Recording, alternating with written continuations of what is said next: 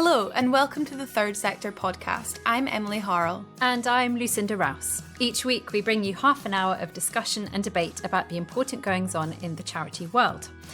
This week we'll be catching up on the latest developments in artificial intelligence that people working for charities should really know about. I'll be the first to admit that it's a large topic for a 30-minute discussion, but we've seen some really interesting uses of AI by charities, from making their admin systems more efficient to preparing funding applications and even certain aspects of service delivery. We want to use this episode to get you up to speed on some of the big developments that are likely to shape how we use AI going forward, as well as to find out how one charity has been making really innovative use of new technology. We've got two guests with us today. First up is Zoe Amar, founder and director of Zoe Amar Digital, which produces the Charity Digital Skills Report, among many other things. Hi, Zoe. Hello, it's lovely to be here. And also with us is Stuart Pearson, the Head of Innovation at Citizens Advice Stockport, Oldham, Rochdale and Trafford. And Stu has been heavily involved in the development of a new AI tool tailored to the needs of Citizens Advice advisors. Stu, welcome and thank you for joining us. We're going to hear about this new tool very shortly. But first of all, Zoe, would you please tell us what, in your opinion, the main developments have been in the AI space over the past year or so that you think charities really should be thinking about? So there have been some really significant developments. I mean, it's very much about the scale of usage. So if we look at what we learned in the 2025 Charity Digital Skills Report, which, as you say, just came out in July, 76% of charities are now using AI. And that's a really significant increase on the 61% who were using it back in 2024. However, although the vast majority of charities are now using AI, there is a huge skills gap at the top table, with just over a third of charities, so 36%, reporting that their CEOs have poor AI skills, and 44% saying the same of their board. So what we're seeing here is a picture of large-scale change, but the question is whether that change is truly consistent.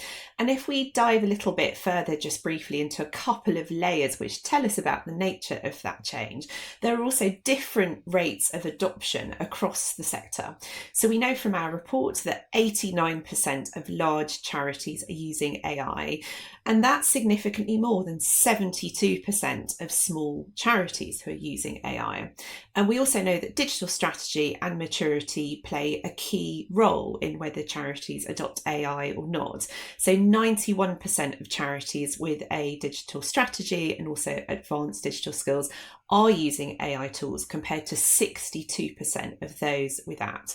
So this is change, but we need to ask as a sector whether that change is sustainable, whether it's equitable, whether everyone can truly benefit from it, and above all, whether it is funded. And that question around making sure that AI is accessible is something that I'm sure a lot of people in the sector are really considering. And I think that's probably a conversation for later on as well. Stu, can you tell me a bit about Citizens Advice Stockport's use of AI and the story of your Caddy service? What we did was, when, obviously, like a lot of charities, when ChatGPT dropped, we thought this is a huge opportunity here to help us. And like a lot of the charity sector, the demand for our services is massively outstripping our ability to meet it through our advisors and staff and volunteers. Could we use this technology to address a pain point we've got within the service?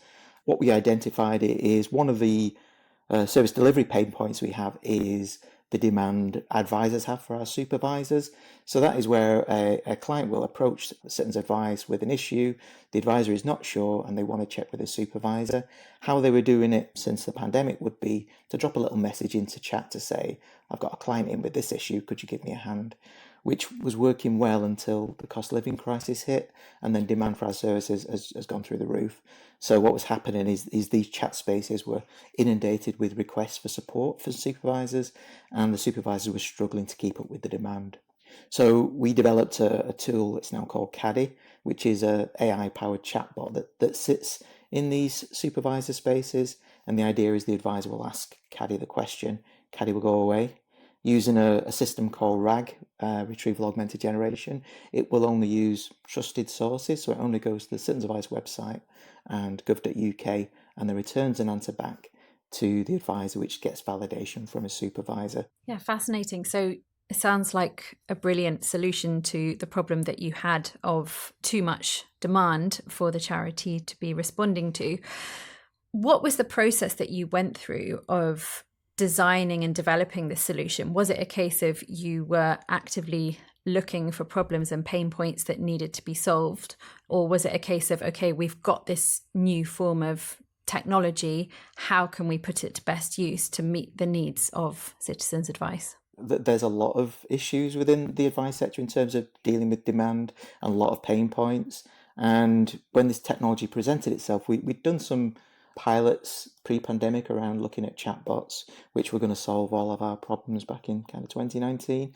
And we realised that the technology then was not where it needed to be in terms of understanding natural language. So when ChatGPT launched, we thought, well, actually, maybe we could revisit that and look at the pain points and look at one that we could mitigate the risks of using AI.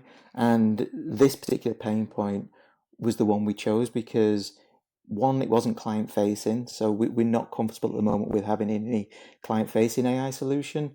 It's internally facing. So advisors are asking Caddy the questions, and that we've got something called the human in the loop. So every response that Caddy returns has human validation, whether that's from an experienced advisor or a supervisor. It wasn't the traditional solution looking for a problem, because we had lots of problems. It was, what problem would this solution better fix with those mitigations in place? And having that human in the loop is something that I know, Zoe, we've spoken about previously when we've had various chats about all things AI. Would you be able to come in on that, Zoe, and tell us why that is so important, having that human in the loop? Absolutely. So I think it's really important for two reasons. And Stu's explained this beautifully actually when he's talked about how Caddy works in practice. And I know how much thought has gone into that behind the scenes. So number one, it's one of the best things that you can do in terms of managing risk with AI. So as we all bring AI into our organisations more, what we don't want is for AI to essentially deepen silos. It's there for the incredible knowledge and capabilities it brings to work in partnership with humans who are also bringing their own knowledge and capabilities and experience, and crucially the context that AI doesn't really have just yet. So one, it's a really good way of managing risk.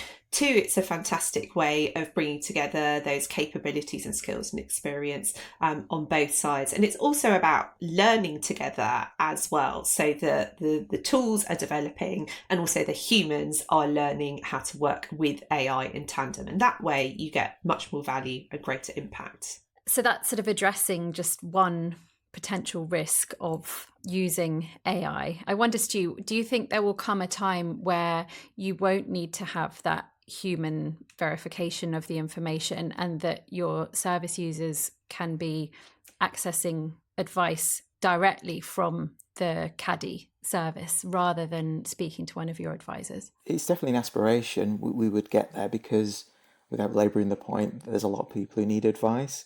And if we could create a solution, particularly for digital first clients, that didn't mean they had to come to an office or they didn't need to ring up, that would be ideal. But at the moment, we don't think the technology is there quite yet. And that with the risks that Zoe's mentioned, it's twofold. So one, there's a direct risk to a client getting misadvised and having a detrimental impact on themselves. But then from a citizens advice point of view, it's the reputation of the organisation and the trust that people have in us. If we were to be using AI and giving misinformation, that could prevent other people accessing our services. So short answer, yes, we'd like to.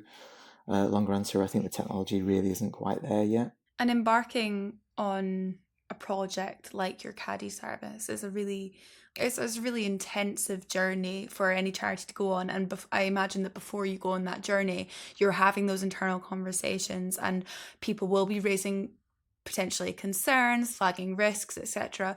Stuart, I wonder what your advice would be to people within the charity sector who are keen to explore using AI but might be a bit reluctant or a little bit fearful about the risks that it can carry? With Caddy in particular, when we started the project, the first thing we did before a line of code was written was to sit down with advisors and supervisors and talk about this is what we're thinking of doing, getting their input, reassuring them that this wasn't about replacing anybody.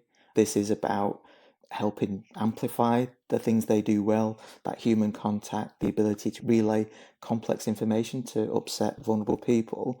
The idea was AI is there to free them up to do more of that work. So I think my advice to anybody would be to be open and transparent about these solutions. And I think MIT had a survey out last week, around 95% of enterprise pilots have failed, and the 5% that were successful all shared a common characteristic. They were bottom-up innovation, where it was working with people on the front line who understand the problems better, getting them their buy-in from the get-go. So I think it is about involving people. Zoe, is there anything that you'd add to that? You must, as a consultancy, get people coming to you with their problems and I imagine concerns about the risks associated with exploring potential AI solutions are probably quite high up among them. Yeah, absolutely. So firstly, I think what Stu's explained brilliantly there is the things that take off, the ways in which you use AI that can scale. So often it comes back to having really good evidence and insight and a really robust testing process. So that's why that 5% of successful AI initiatives will have worked, right? Because you know they have worked because you've got the data and the insight to prove it. So that also takes me to my second point, which is, yes, you need that data and evidence. Also, that way of doing is the learning as well. And it's got another really important function, which, as Steve has explained in how Caddy is used day to day, a lot of governance of AI actually happens on the ground. These tools are so embedded in how we all work, how we all live, how we deliver services, how we come up with ideas, that we need to make sure staff are skilled up so that they are making the right decisions, that they are using AI responsibly.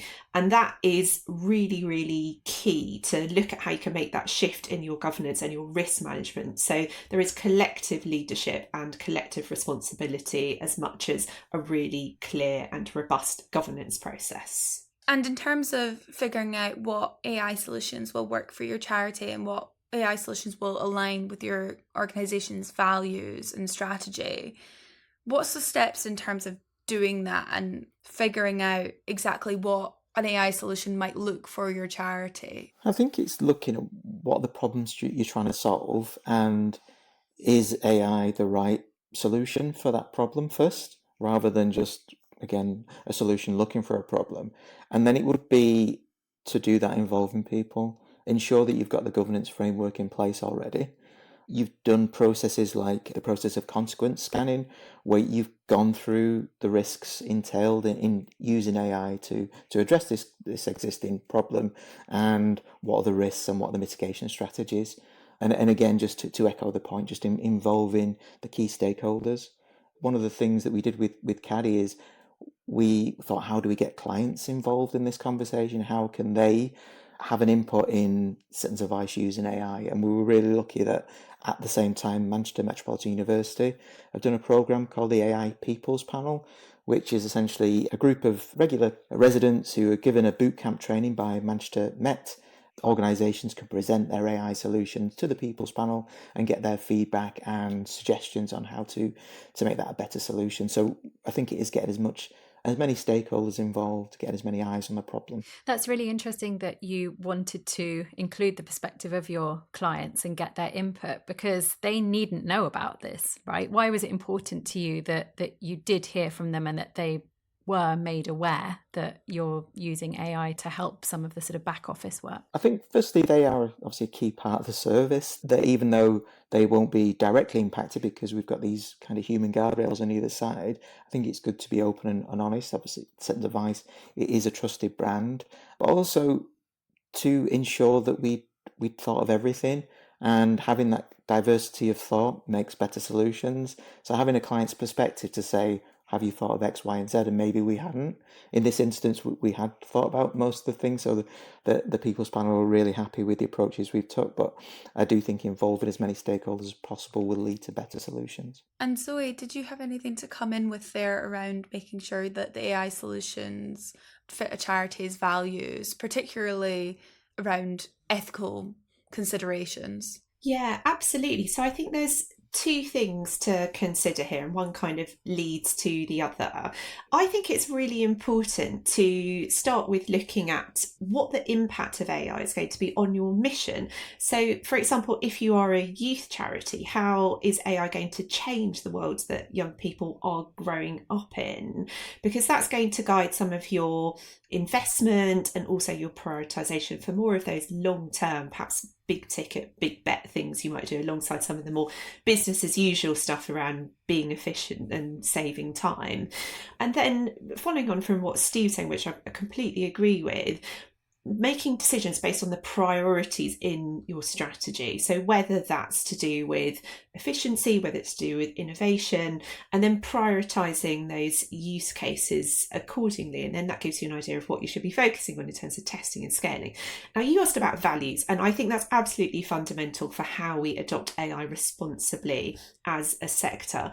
What I would say is that when you're looking to adopt AI in line with your values, you need to be as specific as possible about what those behaviours look like.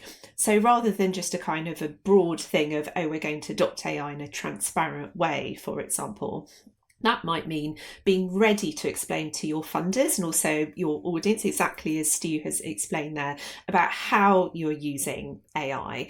And also, again, this follows on so nicely from what Stu just said, involving your communities and helping them understand how AI will impact them and finding out what their views are too. So it's a real test of whether you really live your values, whether you're really true to your values. But if you can start to define some behaviours for what ethical AI adoption looks like, so you're doing it consistently with your values, then you're going to be able to adopt AI much more sustainably and much more responsibly and with much more impact. And in order to achieve that, you need to have a bit of know-how at the leadership level and at the governance level. And as you said, the Charity Digital Skills Report this year identified quite significant weakness in that area generally across the sector.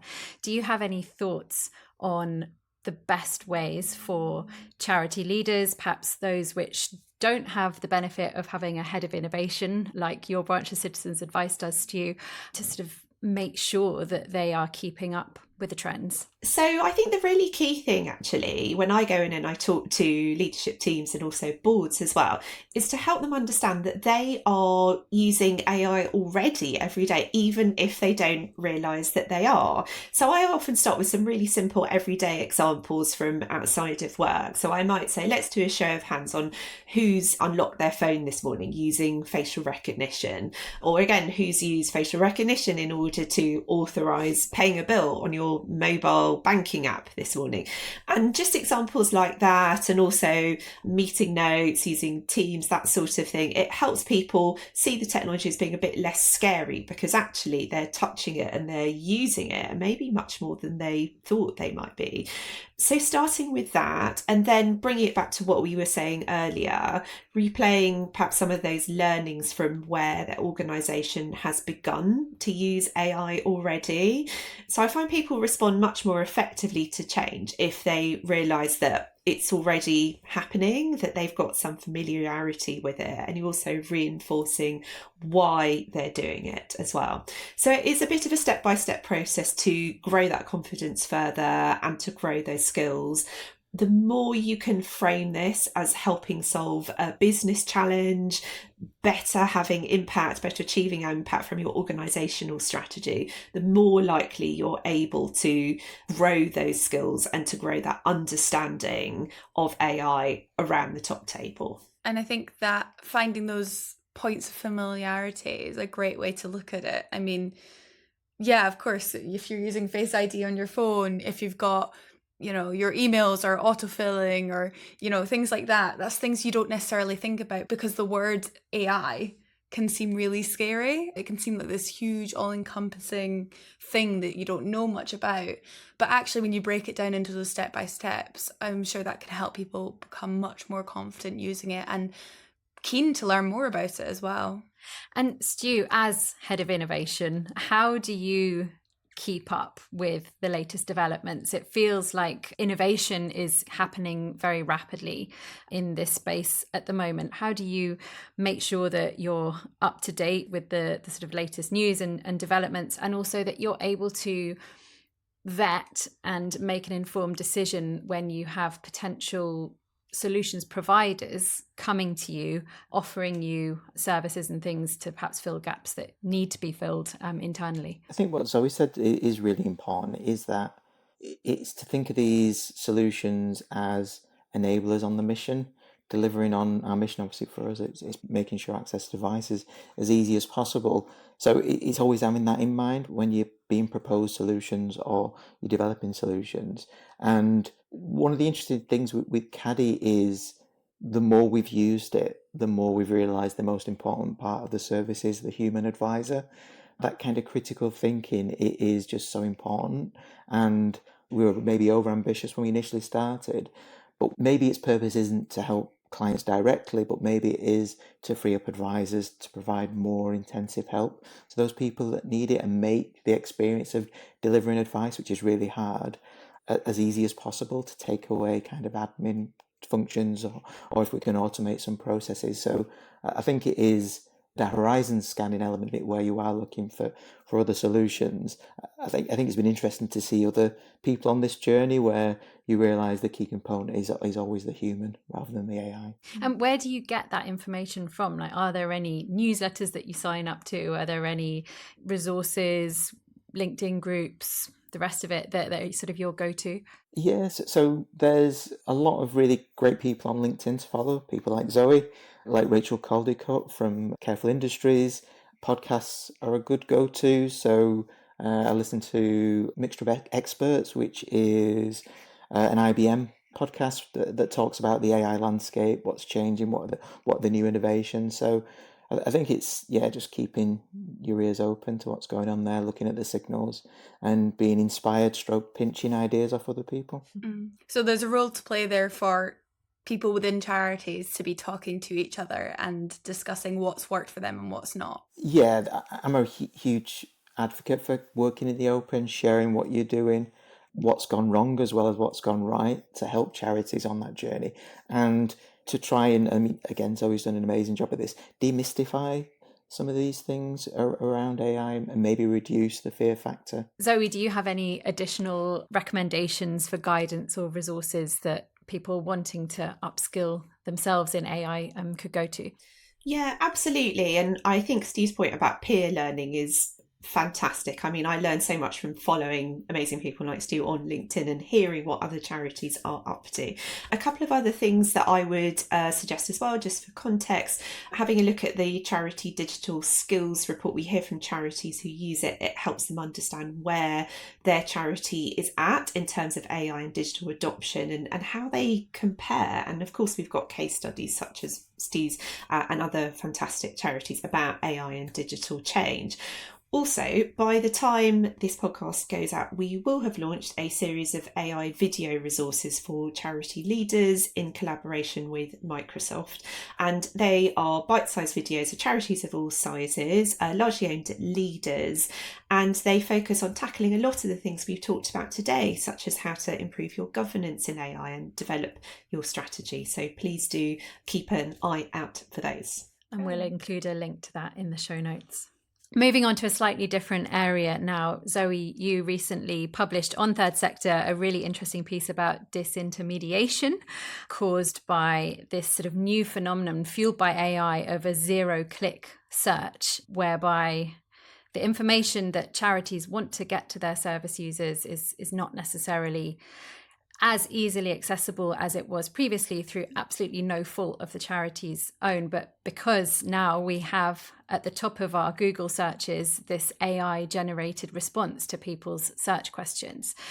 Could you tell us a bit about that and why it is such a problem, and then perhaps we can start talking a little bit about potential solutions and ways that charities can work on the sort of SEO optimization. Yeah, absolutely. So disintermediation is one of the big challenges facing our sector at the moment. And it's one of the unintended consequences of all this AI field change that we have seen unfolding across the sector over the last year. So essentially it means where people will be getting their information directly from AI search summaries, but also where they may be seeking information directly from AI itself. So I'll give you really brief examples of how this could play out in two different contexts. Now, imagine you have been recently diagnosed with cancer, and you might find that a cancer patient would be looking for information about different treatment options. They would Google what to do, and then in the AI search summary, as you say, that you would get, what some of the charities who are working in that health space are finding is that the information that patients would then get curated as part of that summary may not always be relevant, and it may not always be verified. And it will send people off to sources from other countries where treatment options will be very different. They may also be served content which comes from unverified sources such as Reddit or Quora forums. And then, of course, there's that whole challenge of people getting advice directly from AI tools themselves. So that same cancer patient may be talking to ChatGPT and saying, I've been diagnosed with this type of cancer and my doctor's advised me to do this, and what would you do? And of course, ChatGPT is no substitute for talking to a healthcare professional directly. So the reason why this is a real challenge for our sector is that journey to get to a charity's website, as you say, is very different now. It's very fragmented, and getting people who need advice over to their website is very difficult, and it means that there's a real knock-on impact as well. We know from some of the research I did for that piece, for example, that calls to charity helplines are down. Traffic to charity websites is often down by around 30% in some cases from the people that I spoke to. And this is where our whole business model as a sector, which is very much built on being visible, is really challenged now, because if we can't get to the people who need help, then they may end up in a crisis situation, and outcomes could be really, really difficult in a way that they couldn't if we could reach them at the point where they needed information and advice and support. So what can charities do about it? So very briefly, two things that you can do, which I talk about in the piece, is number one, talk to people directly. So talk to the people you're trying to reach and find out how they're using AI, what questions they're asking, their journey across these different tools, whether it's AI search summaries or talking to these AI tools directly. So getting under the skin of those new behaviours that we're seeing is really important. And then what I've also heard as well from Digital Agency Manifesto, who I spoke to for that piece, is that what you need to do is try and make sure that all the mentions of you online, as far as possible, are consistent, so that in all your comms you're talking consistently about the support and advice you offer and the nature of it, and also looking in your outreach when other organisations might talk about you, making sure that the messaging is consistent as well. And that will make it much easier for people to find you, and especially AI in particular to find you as well. So there are things you can do, but it does require a different approach. And Stu, how are you dealing with the fact that Citizens Advice clients may not be coming to you directly for information that the charity should really be providing to them, and they're instead getting the information from these AI summaries? As Zoe said, it is a big challenge for charities, and the danger for an organisation like Citizens Advice is if people are searching for information and taking the AI generated solutions rather than visiting the Citizens Advice website, there is the risk that the clients don't get the advice they need. And interestingly, last week there was actually an article on the BBC website around a person who had an appointment to see an advisor at Citizens Advice, went to AI and thought, well, actually, there's the answer. I don't need to see the advisor. And even though the answer wasn't incorrect, it was incomplete. So they'd not got all the information they needed, and it did impact on them in terms of it. So I know at a national level, Citizens Advice are looking at how they can rethink SEO and work to improve how the Google algorithm picks them up for web searches. The bigger challenge is when people are directly interacting with ChatGPT, for example, looking for advice, how do you address that issue? Yeah, this is clearly a very important area for charities to keep their eye on. And I would encourage listeners to go and read Zoe's brilliant comment piece on Third Sector's website. We also have a feature on Third Sector around misinformation, which I'm now realising is already becoming out of date despite me writing it not that long ago. But it does give some good tips in terms of how to combat misinformation as a charity in the age of evolving AI, although it doesn't touch on disintermediation specifically. So as a final question for you both, working at the coalface of innovation, of digital, of AI, what are your reasons to be optimistic in the AI age? So I think there's still a lot of opportunity here. There's still everything to play for. And the reason why I say that is that if you start to get all of these things in place now, so the things we've talked about this morning, whether it's upskilling, whether it's looking at how your strategy might need to develop, whether it's getting the right governance in place so that you can innovate safely, whether it's looking at the technology you use and how some of the AI functionality could help you, then these are all really good things to get in place as the foundations, because they mean that you'll be able to move a lot further and faster and more safely when all of these innovations start to speed up even further than they are now. So what I always say to charity leaders is that this phase of AI development, it's about being ready. It's getting the right foundations in place so that you're ready for whatever changes get thrown at you, and there will be a lot more, and you will then be able to make decisions from a place of confidence and to do that strategically rather than being reactive. Thanks, Zoe. And Stu, how about you? Reasons to be optimistic? Yeah, I think there's a lots of reasons to be optimistic. I think AI, if done properly, so that responsible, ethical, inclusive approach does present huge opportunities for the charity sector in helping deliver on our mission and amplifying the human skills that are so important to our sector. So the work with Caddy is about kind of freeing us up to the advisors to do more human, empathetic skills. And in a way, what AI will do will put an emphasis on those more human skills. So kind of critical thinking, creativity, curiosity will become more and more important. So it is a real opportunity to amplify the work we do.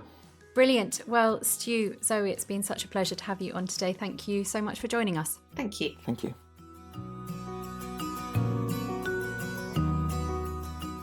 We hope you enjoyed our discussion with Zoe and Stu, and that's it for this episode.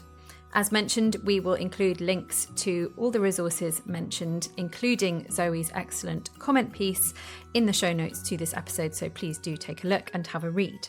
From all of us at Third Sector, thank you so much for listening. Our producers are Jude Owen and Nav Pal.